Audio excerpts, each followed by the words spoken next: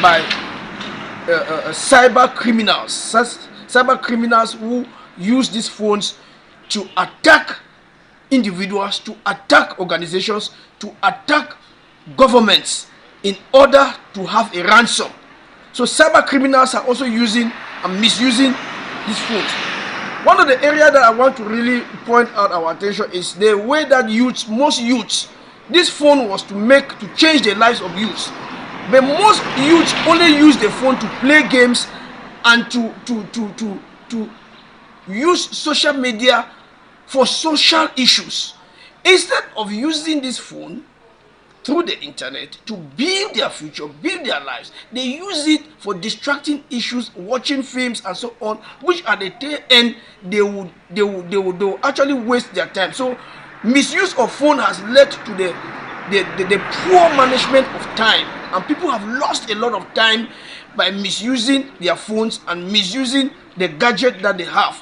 Most youth are being distracted by these smartphones, which is mostly designed to build their lives. The phones you have can make you to become rich overnight. It can make you to be transformed overnight if you use it positively and go to where you are supposed to go to through the phone, through the internet, and get the relevant information that will transform your life. So misuse of phone, abuse of phone is very common today. But nevertheless, we wish to say that it's possible to use a phone positively for the good of your life. Inasmuch as these phones are important, it should not replace family, studies, and most importantly, it should not land someone into one kind of trouble.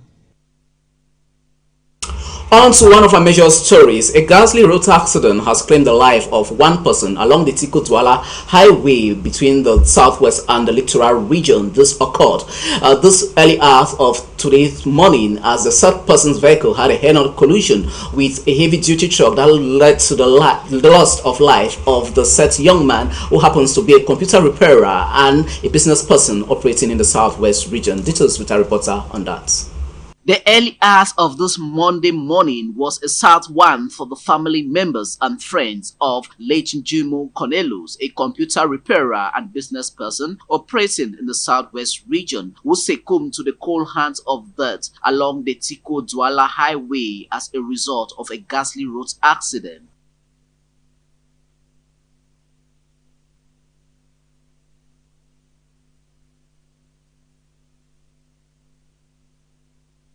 The head-on collision with a heavy-duty truck that left the red Adventist immatriculated Northwest 085 AT that left the said occupant and the state of the vehicle in a tattered manner. His remains were taken to a nearby mortuary, as all have been advised to be mindful the way and manner in which they plow the highway.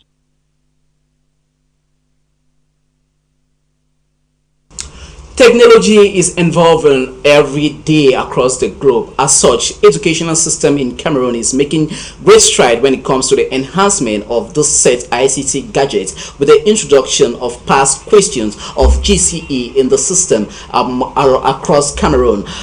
In the paper that follows, we have an excerpt with an IT expert, Florence Shu, who spoke detailedly on the needs of this enhancer to be done in Cameroon.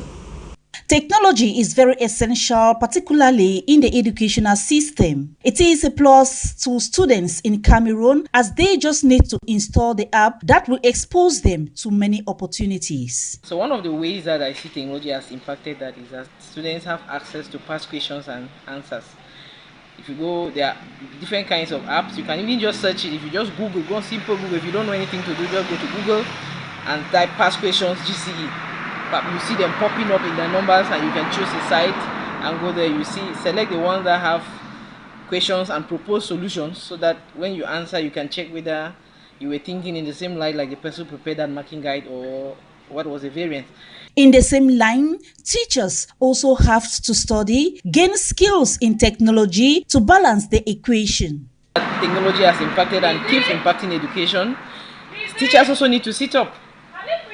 Students now have access to expert knowledge. So if you were just coming and saying things theoretically or just managing, you as teacher also have to sit up, because you have to have mastery of your class, mastery of your subject matter, to be ahead of your students all the time.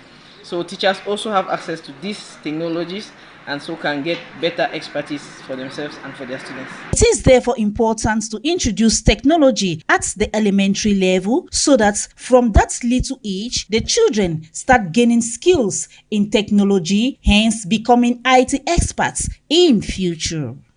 With the scarcity of one of Cameroon's and Africa's staples across the continent, popularly known as Colocasia, known in the local parlance as Ibokoko disappearance, a couple of years now, this has caused some environmentalists and nutritionists who are preoccupied with the said phenomenon, as this said food that used to be the bailout to some poor families is now for the rich, as Daniel Ekomi has interest in this paper.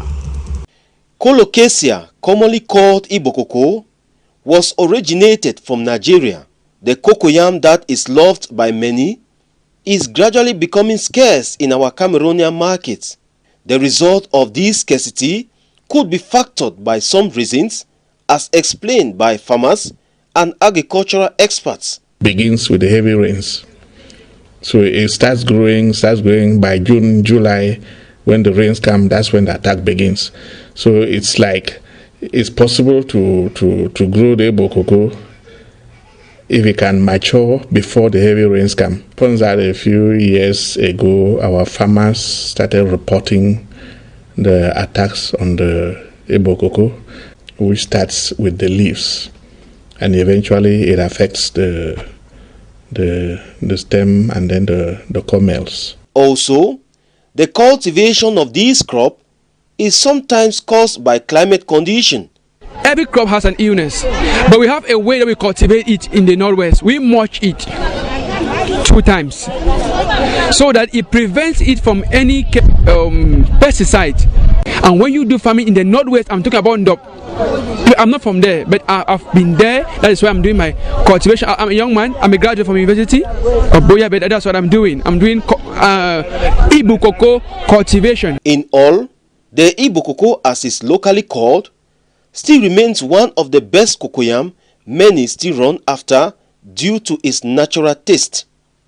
You are watching High Prime, and we are coming to you live from our main studio here in High Television. On to news beyond the shores of Cameroon. Zambia is currently battling with one of its worst cholera outbreak in recent years, as about 351 persons have died, while some 9,000 cases have been registered of the said deadly cholera disease in the Southern African nation of Zambia. Health volunteers are scrambling to contain the health current hazards in that part of Southern Africa, as Aisha Mbeng tells us more.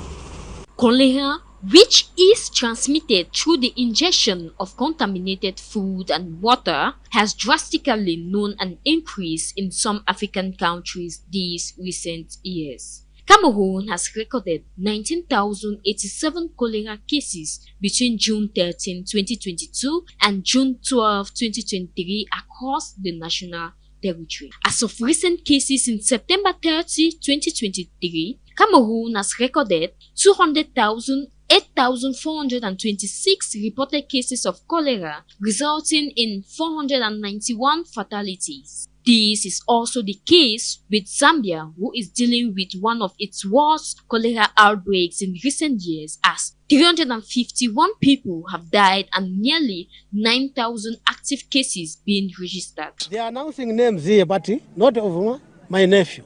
So I don't know what is going on.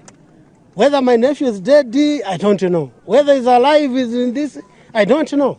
On Friday, January 12, relatives of people being treated gathered outside in the capital town of Zambia, Lusaka, to wait for information about their loved ones. Health workers say they are scrambling to contain the crisis that has the potential to be the worst the country has seen since the first in 1977. Them that they cannot participate in burying, and I've also told them that they cannot have funerals at their homes by bringing people. I've also told the general public not to attend funerals anymore, to avoid those funerals, especially if somebody has died from cholera, because they are risking their life.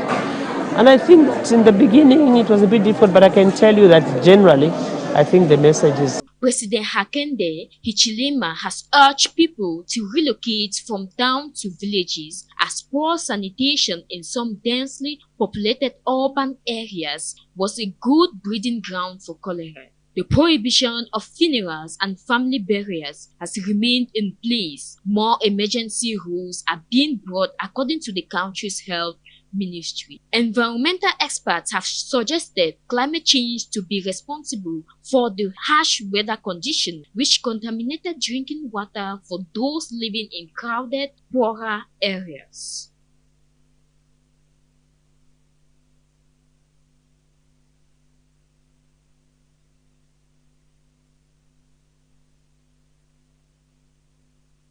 Well, on to our sports page. With less than 1 month to the start of the Southwest Regional League, some members of the Southwest Fecafoot Bureau, alongside some coaches and heads of football establishment, have met in the town of Buea to fine-tune on how the kickstart of this regional league going to look like. More with our reporter on that sports story. Ahead of the 2023-2024 Southwest Regional League, the Southwest Fecafoot Bureau, alongside other football stakeholders in the region, have sat for their General Assembly on Friday, 11 January 2023 at the Fecafoot Bureau in Buea. With a total of 28 teams participating in this year's championship, the Southwest Fecafoot president equally spoke about some clubs who failed to follow the requirements needed to partake in this year's championship coming February 3, 2024.